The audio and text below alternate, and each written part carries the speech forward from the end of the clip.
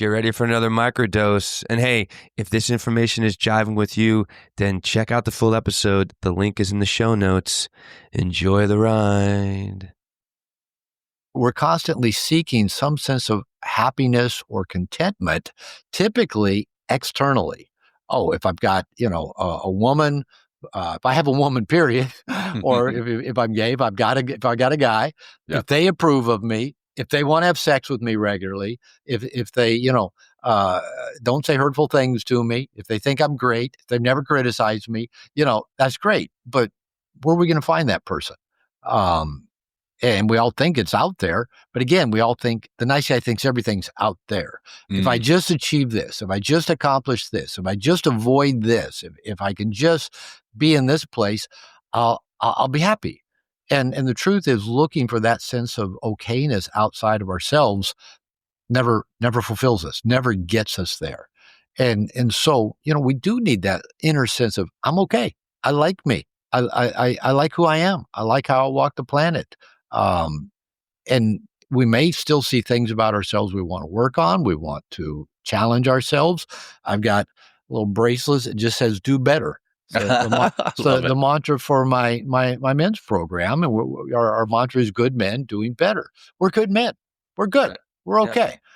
We don't have to become better men, different men, in order to like ourselves, in order to be loved and give love. But we can do better. I mean, I can be more patient. I can be more direct. I can set better boundaries. I can get to the gym more often. I can do better. But I try not to judge myself for any of those things. So I missed the gym. Okay, I'll go tomorrow. I try to avoid that internal judgment. But a lot of men, like a good friend of mine says, he's got an internal assassin. And a lot of men do have that just harsh inner critic. You're not good enough. You're too fat. You're too skinny. Yeah, Will's hand goes up. Sometimes, absolutely too. Who would love you? You don't make enough money. You're not tall enough. Even now, kind of looking at, I understand. This is a new one for me, but even out in the manosphere, what's called the black pill. The basically, we had blue and red pill. Right, now we got black pill. And the black pill says for a man basically to get a woman, he's got to have status, looks, and money. Those three things: status, looks, and money. And most men look around and go, I don't have a lot of status. Maybe I'm not that great looking, or I'm not tall enough, and maybe I don't have enough money. And so their critic says, well, it's women's fault because, they're hypergamous and they only want the guys with status, looks, and money. When the truth is, I've worked with women for a long time. Actually, what they really like is a man who's comfortable in his own skin. He doesn't have to be the tallest guy, the best looking guy, the richest guy. But if he's comfortable in his own skin, likes himself, and isn't seeking their approval or validation, I found women are pretty consistently attracted to that. So we got the comfortable in their own skin.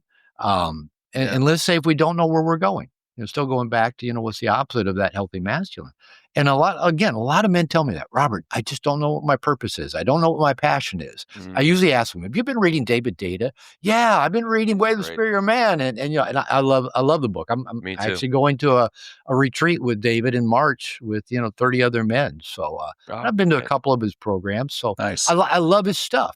But men will read Way of the Superior Man, and he talks a lot about purpose. Well, David approaches purpose from a karmic point of view, that you are here in this lifetime with this spiritual karma to fulfill. And that may or may not be true. I don't know. But whether we're here trying to fulfill a karmic purpose or just having a good reason to get up every morning to say, yeah, I'm glad to be alive. I'm glad for the challenges in front of me. I'm glad for the love in my life. I'm glad for all the ways I've been blessed. It is empowering to have that sense of purpose and passion. And what I tell men who they go looking for that one purpose, I go, I don't think purpose is singular. I think purpose is everything we do. Do you brush your teeth with purpose and passion? Do you shave with purpose and passion? Do you walk the dog with purpose and passion? Do you fuck your woman with purpose and passion? Do you drive to work with purpose and passion?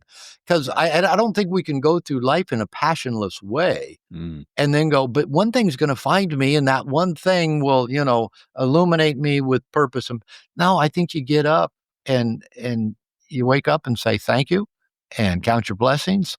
And go live a great day. One of my mantras is I love waking up in the morning, not knowing how my day's going to end.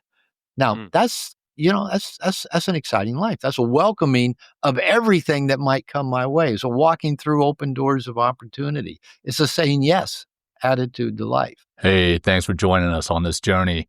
Small doses lead to big changes. If you're vibing with this snippet, then take a listen to the full episode by clicking the link in the show notes.